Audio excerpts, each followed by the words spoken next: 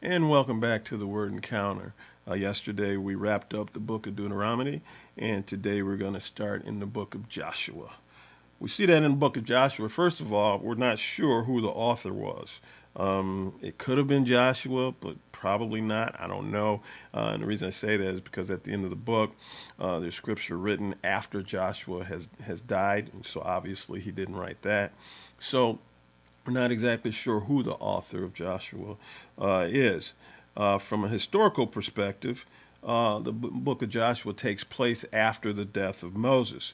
Joshua was appointed to the leader as a successor to Moses because he has proved himself faithful to the Lord, and he was the right man for the job at the right time. The book of Joshua takes place about 1400 BC, so that's about 1400 years before Christ appears on the scene. We find that the lessons of the book of Joshua are twofold. First of all, God is faithful to keep his word. He's always faithful to keep his covenant, even though we don't always keep our covenant with him. He does with us. And the second being is that Joshua refused to succumb to the pressures of the culture, of the Israelite culture, what they wanted to do and whatnot. He was determined to uphold the tenets of the law of the Lord. And so he was determined to follow the Lord, and he did not succumb. He did not give in to those pressures. And so those are a few of the takeaways from the book of Joshua. And with that, let's get started with it. So we see in chapter 1, verse 1, after the death of Moses, the Lord's servant, the Lord spoke to Joshua, son of Nun, Moses' assistant. Verse 2, Moses, my servant, is dead. Now you and all the people prepare to cross over the Jordan to the land I am giving the Israelites. I have given you every place where the sole of your foot treads, just as I promised Moses. And so he's telling Joshua that Moses is dead. Now remember, Moses went up to Mount Nebo by himself, and the Lord himself buried Moses. And so the people didn't know exactly what was going on. And so he's recounting, Moses is dead. And so we move on to verse 5. No one will be able to stand against you as long as you live. I will be with you just as I was with Moses. I will not leave you or abandon you. Verse 6, be strong and courageous. So this is a consistent theme here in chapter 1. Be strong and courageous. And so we move down to verse 7. Above all, be strong and very courageous, to observe carefully the whole instruction my servant Moses commanded you. And so he's saying be strong and very courageous to observe all the tenets, laws, policies, dictates, and whatnot. He's saying being strong and courageous in following those. Do not turn from it to the right or the left so that you will have success wherever you go. This book of instruction must not depart from your mouth. You are to meditate on it day and night so that you may carefully observe everything written in it. Keep it with you. Keep it on the forefront of your mind. For then you will prosper and succeed in whatever you do. If you do this, you're going to succeed. Just listen to me. You're going to succeed. Verse 9, haven't I commanded you, be strong and courageous? There it is again. Do not be afraid or discouraged, for the Lord your God is with you wherever you go. You're about to go into a land that you don't know anything about. You're not familiar with it. There's a natural tendency to have some fears and trepidation there. But he's saying, be strong and courageous, because I'm with you wherever you go. And in the last sentence in chapter 1, it says, above all, be strong and courageous. That's 4 times the people are exhorted to be strong and courageous. In chapter 2, verse 1, Joshua, son of Nun, secretly sent two men as spies from the acacia grove, saying, go and scout the land, especially Jericho. And so this should sound familiar because, Caleb and Joshua and 10 other guys went over to scout this same land, by the way, and about 40 years previous. Except those guys came back with a bad report. So he sent 2 guys. So they left and they came to the house of a prostitute named Rahab, and they stayed there. They came to the house of a prostitute. They came to the house of a prostitute. The Lord is going to use a prostitute. The Lord can see inside the heart. You're going to come to the house of a prostitute because he knew that she would be faithful. And they stayed there. In verse 2, the king of Jericho was told, look, some of the Israelite men have come here tonight to investigate the land. Then the king of Jericho sent word to Rahab and said, bring out the men who came to you to enter your house, for they came to investigate the entire land. So obviously they were told, these men were seen going into her house. And so that's what the king of Jericho did. In verse 4, but the woman had taken the two men and hidden them. And then she told the men that came looking for him, he's left, he's gone. They went out the city gates. If you want them, you're going to have to go find them. And so we find two interesting things here, or one interesting thing here. Two interesting choices, one interesting thing. On one hand, she could have turned the men from the Lord over to these other men, and surely they would have been executed. Or she could lie to the men pursuing them and tell them where they're gone. You need to follow them somewhere else. And so either way, one could consider a sin. And so when faced with this, she lied to the men and told them to find them somewhere else. And so she chose the option that best glorified God. And essentially, when we come to these situations, in my opinion, that's what we're to do when we're in these possible situations.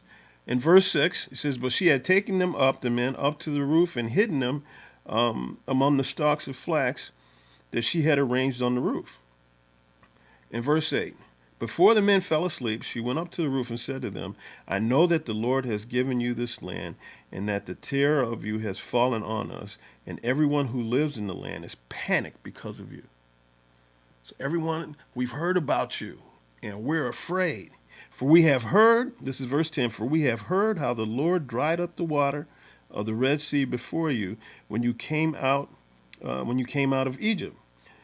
And what you did to Sihon and Og, the two Amorite kings, you completely destroyed across the Jordan. Verse 11, when we heard this, we lost heart and everyone's courage failed because of you. Now remember, in chapter 1, the Lord is exhorting them. Be strong and courageous, be strong and courageous, be strong and courageous, be strong and courageous. And we see here in chapter 2 that their reputation of the Israelites had gotten to the people of Jericho, and they became panicked because they heard about everything that the Lord had done for them. And they lost heart and everybody's courage failed because of you. For the Lord your God is God in heaven above and on earth below. And so here's Rahab, the prostitute, saying, I know that your God is the God in heaven and the God on earth. Verse 12. Now please swear to me by the Lord that you will also show kindness to my father's family because I showed kindness to you. Give me a sure sign that you will spare the lives of my father, mother, brothers, sisters, and all who belong to them and save us from death. She's negotiating, right? So she's saying, look, I save you, you save me. I scratch your back, you scratch mine. And so the two men, they agree to this. They absolutely agree to this. But they have a proviso. In verse 17, it says, the men said to her, we will be free from this oath you made us swear, unless when we enter the land, you tie this scarlet cord to the window through which you let us down. So scarlet is red, so we've got this red rope. And so Rahab's father's place is, so you have the city wall that's around the city, and houses, apartments, whatever you want to call it, are a part of the wall. And so they said, okay, we're going to come down out of the window outside of the wall. So we're going to be outside of the city because we're outside of the wall. You leave this cord attached to the window, and that will let my people know to let your people alone.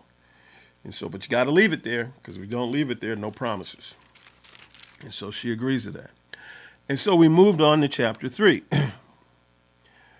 So Joshua started early the next morning and left the acacia grove with all the Israelites. And so after he sent the men over into Jericho, they get up the next morning and they all go to the banks of the Jordan. And so we're talking about at this point, about 2.5 to 3 million people. There's a lot of folks. Okay, so they're all on the banks of the Jordan. And Joshua tells them, when you see the ark of the covenant of the Lord your God carried before the Levitical priests, you are to break camp and follow it. Verse 4, but keep a distance of about 1,000 yards between yourselves and the ark. Don't go near it, so that you can see the way to go, for you haven't traveled this way before. And so Joshua was saying, we've been all over this desert. We've been marching around it for 40 years, but we haven't gone this way before. And so the priests are going to be about 1,000 yards out. That's about 2/3 of a mile. You know, that's a long way out. They're going to have the Ark of the Covenant with them, and you are to follow them, but keep that distance because we haven't been this way before. So he's leading them in a direction that they haven't been before. And so many times that's what the Lord does, but we want to stay comfortable, so we want to stay with the familiar when he's trying to take us into something better. Okay? And so you got to recognize when that's happening in your life and don't succumb to it. In verse 7, the Lord spoke to Joshua, today I will begin to exalt you in the sight of all Israel, so they know that I will be with you just as I was with Moses. And so the Lord is telling Joshua that he is going to glorify him before the people so that they know that just like I was with Moses, I am with you. And they will see it, they will recognize it, and they will follow you. So we go on into verse 15. Now the Jordan overflows its banks throughout the harvest season, but as soon as the priest carried the ark, as soon as the priests carrying the ark reached the Jordan, their feet touched the water at its edge, and the water flowing downstream stood still. So the priest's feet touched the waters, and it stood still, raising up a mass extending as far as Adam to the city next to Zarethan. And so we see that they get there, the water stopped. The water flowing downstream into the Sea of Arabah, the Dead Sea, was completely cut off, and the people crossed opposite Jericho. So Jericho's on the other side. The people are crossing the Jordan opposite Jericho. Verse 17, the priest carrying the ark of the Lord's covenant stood firmly on dry ground in the middle of the Jordan, while all Israel crossed on dry ground until the entire nation had finished crossing the Jordan. So this is the second parting of waters. The first one was the parting of the Red Sea, so that all the Israelite nation could cross over to escape from Egypt. Then the Lord closed the sea onto Pharaoh's army. Here he's parting the Jordan River so that the people can cross on dry ground over into the Promised Land. And so then in chapter 4, we see that in verse 2, the Lord tells Joshua, choose 12 men from the people, 1 man for each tribe, and command them, take 12 stones from this place in the middle of the Jordan where the priests are standing, carry them with you and set them down at the place where you spend the night. Now why? He says, take these 12 stones and you're going to spend the night on the other side of the Jordan after you've crossed it and place it in this place. In verse 6 it says, in the future, when your children ask you, what do these stones mean to you? You should tell them, the water of the Jordan was cut off in front of the ark of the Lord's covenant. When it crossed the Jordan's waters were cut off. Therefore, these stones will always be a memorial for the Israelites. So we see that the Lord is very big on memorials. Why? Because we forget. We forget what he does for us. We forget what he's done for us. And then we go about our own way, doing our own thing and whatnot. And we just forget all about the blessings that have been bestowed on our lives and forget, all about the Lord's place in our life. And so he's big on memorials. And we should have memorials in our life that we should share with our families, what the Lord has done, when the Lord has done it, what it meant to us, what it meant to our families. Keep that at the forefront so people don't forget.